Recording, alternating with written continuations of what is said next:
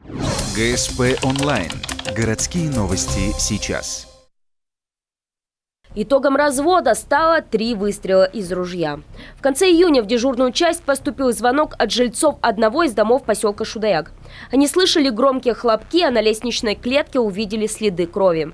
После вскрытия квартиры, рядом с которой были пятна бурого цвета, обнаружили труп женщины и раненого мужчину.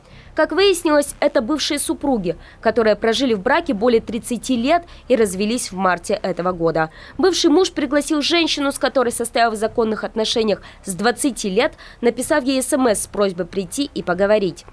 Когда она пришла, будучи в квартире из имевшегося у него охотничьего самозарядного ружья 12-го калибра, произвел 2 выстрела. Первый выстрел был в заднюю область грудной клетки. Потерпевшая смогла выйти на лестничную клетку, однако он ее затащил в квартиру и, соответственно, произвел второй выстрел практически в упор в грудную клетку, от которого она скончалась. После чего, используя стержень авторучки, он, зажав ружье ногами, выстрелил в грудь себе.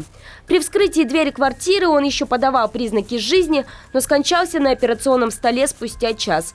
Как отмечают следователи, мужчина 65-го года рождения характеризовался как нелюдимый и вспыльчивый. Бывало, вымещал свою агрессию на жене.